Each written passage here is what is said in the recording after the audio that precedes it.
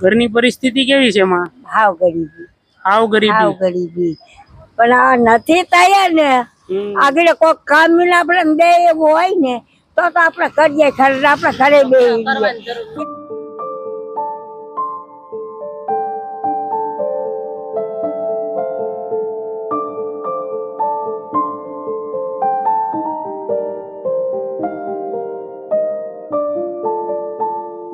જય શ્રી કૃષ્ણ. જે છે ઘટના કેમ છો મળી?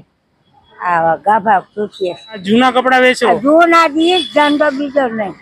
બરોબર. તમારી ઉંમર કેવડી છે માં? હવે ઉંમર તો થઈ આવજે થઈ સાચી. તો મળી આ તમારે વેચવાનું કોઈ કારણ?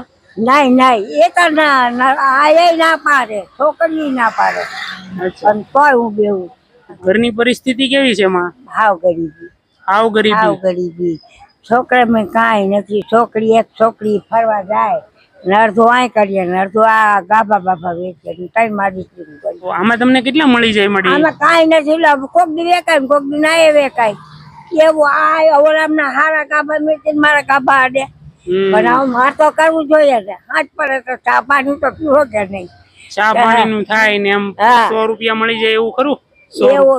એવું ના મળે. કોક દી 50 મળે, કોક દી 60 મળે. એમ એટલા ચા પાણી જતા ચટણી કરીને ખાઈ મારી. પછી વરસાદ આવે તો પછી શું આવા કરવાનું? ઈ ઝોપડા જ બેસી ગયા. ઘરે લઈને વયું જવાનું? હા, આ લારી કોની છે? આ લારી ઓલા ભાઈ ની છે.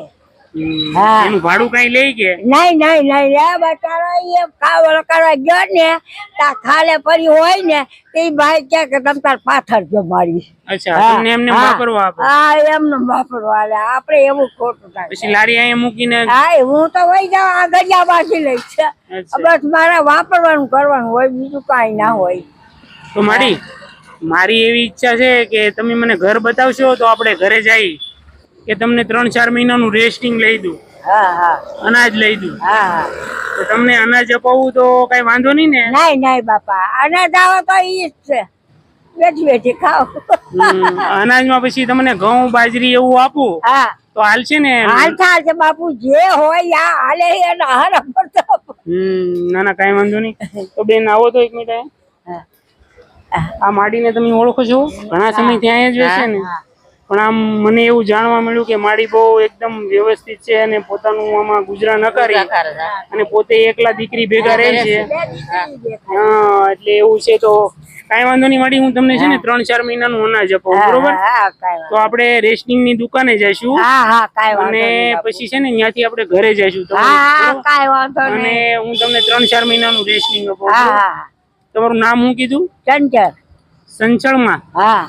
અચ્છા દોસ્તો, તો આ સંચળમાં આપણને રસ્તામાં જોવા મળ્યા આવા જૂના કપડા વેચી અને પરિવારનું એમાં ભરણ પોષણ કરે, દીકરી ભેગા રહે છે અને એમાં એનું ગુજરાન કરે. આ ઉંમરે પણ એને એવું બધું મહેનત મજૂરી કરવાની હોય તો આપણે સંચળમાંના ઘરે જઈશું અને એની ઘરની પરિસ્થિતિ શું છે અને ઘર કેવું છે આપણે જોઈ જાણી.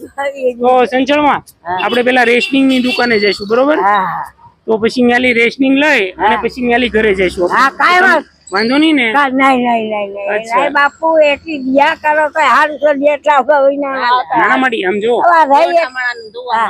તમે છે ને આ ઉંમરે મહેનત કરો ને એ જ સારું કહેવાય. નકર તમારી ઉંમર અત્યારે ઘરે બે હવાની છે. પણ આ નથી તૈયાર ને આગળ કોઈ કામ આપણે દે એવું હોય ને તો આપણે કરીએ ખર્ચ, આપણે ઘરે બે કે ભલે આપડા ચા પાણી કરી પી લેવું, આ રોટલો ઘડી ખાઈ લેવું. આ શું કરવું? આ તો વગર પૂછવા વરસાદ હોય કે ગમે હોય તો કરવું પડે. આ બાપુ ને શું કરતો, હું ઘરે નથી જાતી. મેં બધા વેકાર નહીં તો કાંઈ વાંધો નહીં મળી. આપણે છે ને તમારે મહેનત કરતી રહેવાની. જે 50 મળે એ આપણને, બરોબર ને? મહેનત કરે આપણે શરીર સારું રહે, બરોબર ને?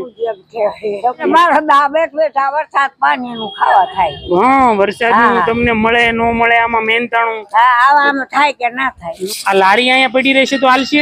હાલશે પડી જાય, કોઈ વાંધો નહીં ને? ના ના, હું મુંબઈ ચટી જાઉં. અચ્છા, બેન ને કહેશો એટલે ધ્યાન રાખશે. હા હા, કાંઈ વાત.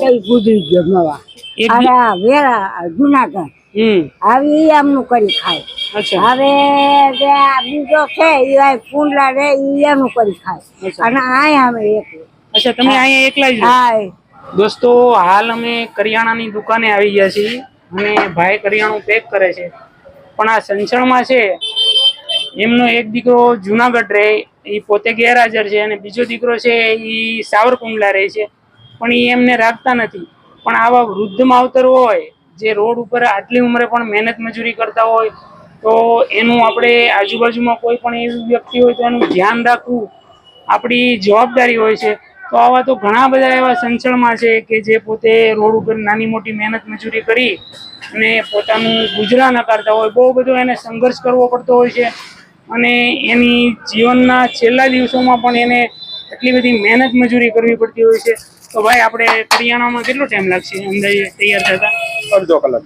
અચ્છા અડધી કલાક તો અડધો કલાક જેવો ટાઈમ લાગશે ભાઈ એમ કહે છે આવા માવતરોનું આપણે ધ્યાન રાખીએ તો આપણને પણ ઘણો બધો અંદરથી આશ્ચર્ય થાય તો દોસ્તો હવે કરિયાણું પેક થાય તમે કન્ટિન્યુ વિડીયોમાં બન્યા રહેજો.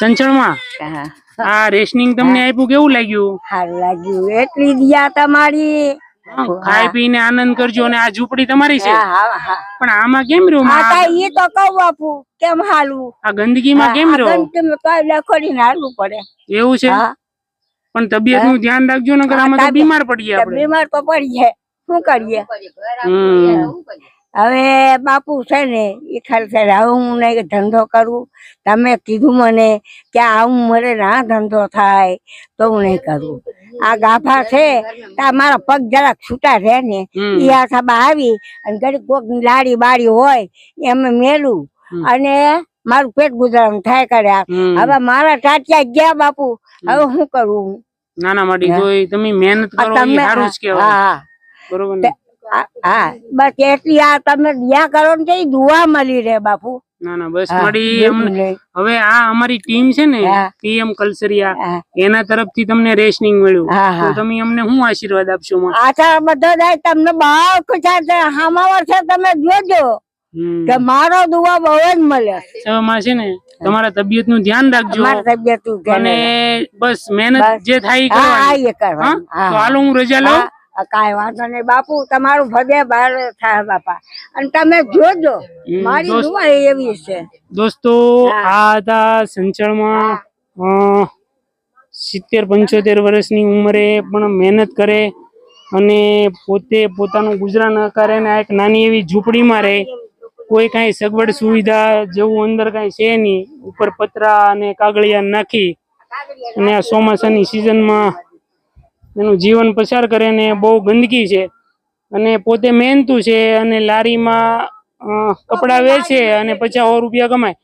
તો દોસ્તો આવા મહેનતુ લોકોને આપણે કાયમ સપોર્ટ કરતા રહીએ એવી આપણી કોશિશ હોય છે.